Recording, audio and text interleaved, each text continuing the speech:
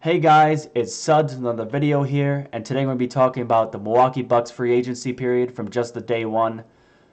Obviously, it just happened. I'm super excited to talk about it. It's late at night now. It's about, 11:45, so it's late. I waited for all the news to come, so I didn't miss out on any. But there's been some big signings. I will talk about those. Kevin Durant wants to be traded. Kyrie wants out.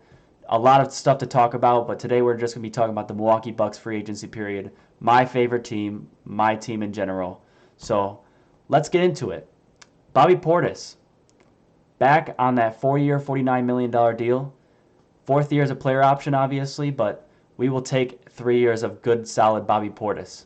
He was good in the playoffs last year, fell off a little bit against the Celtics, but he had some big moments in that series.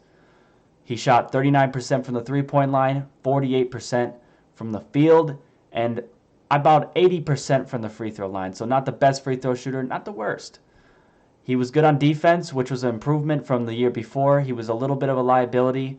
Obviously, Bud took him out of the lineup for the Brooklyn series and a little bit in the Atlanta series, as well as the Sun series. So he played all through the entire playoffs last year. I love to see it. I think he's improved a lot on every facet of his game, so it's good to see him back on the Milwaukee Bucks. Next guy, Wesley Matthews, a guy I had on my big board. I wanted him back. I wanted him back at a veteran minimum, though, which I'm glad we got him on that because I was scared the Bucks were going to overpay, as they usually do for guys like George Hill and Wesley Matthews, older guys that may not have much left in the tank. And we saw with George Hill that bit us in the butt. So I'm glad that he came back on that vet min. Milwaukee guy, Marquette guy, love to see him back. 3-and-D wing, can never have too many of those. Shot pretty good from the field last year. I think he shot somewhere around 36% from the three-point line. So pretty good for us. Way more than I expected him to be, or way better than I expected him to be for the Bucks.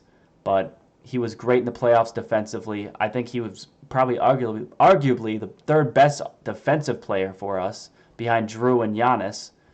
I thought he was amazing in the Celtics series especially.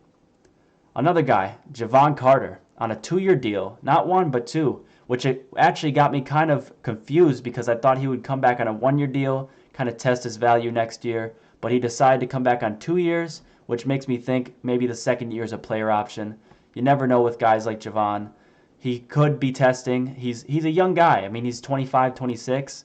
He could be testing free agency next year if he has a player option, but glad to see him back on that 2-year deal. He was good in the Chicago series, didn't play in the Celtics series, but very solid for us. Good a shooter, decent passer, great defender.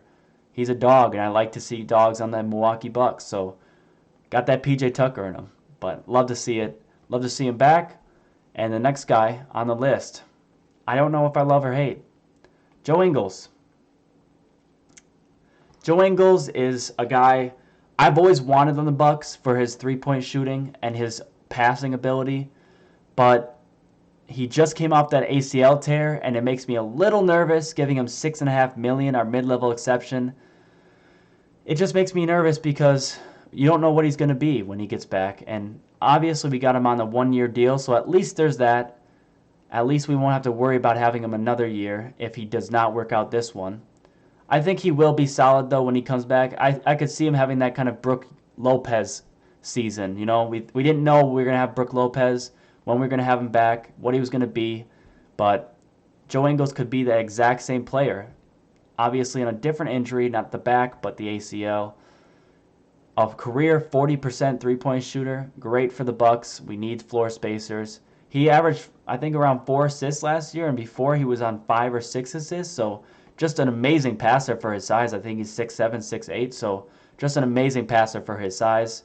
I don't know about his defense, especially coming off an ACL tear, but if he's even halfway decent on defense, I will take it.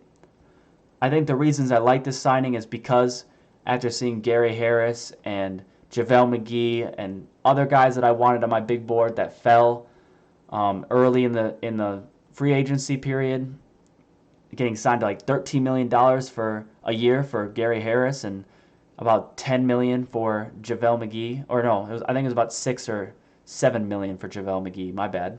But he was still way cheaper than those options. That's all we could afford, and I didn't think that we were going to be able to get either one of those players, JaVale McGee or Gary Harris, anyways, because I thought they'd maybe be too expensive.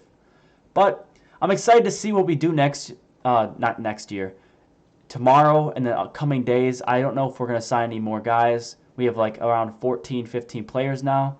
So maybe they just keep it on a short leash this year and just kind of have a small rotation. But I'm hoping that we can sign some guys. I really wanted Mike Muscala, but he didn't come. He got signed by the OKC Thunder, which I thought was kind of weird because he opted out of his contract, which was about the same amount of money he was making either way. So I don't know. It was just weird for him to opt out for me. Maybe we see some guys come back, like a Jordan Nwora. I don't know yet. I don't know if I really want him back yet, but if he does come back, I wouldn't be mad at it. Other than that, that's all I have to say about this video. I'm extremely exhausted. I just wanted to get this out before tomorrow. I hope you enjoyed this video. Follow my Twitter, follow my YouTube, subscribe. Comment on this video if you have any questions or anything that you want to say. I hope you enjoyed the video and have a nice night or morning whenever you see this, ladies and gentlemen.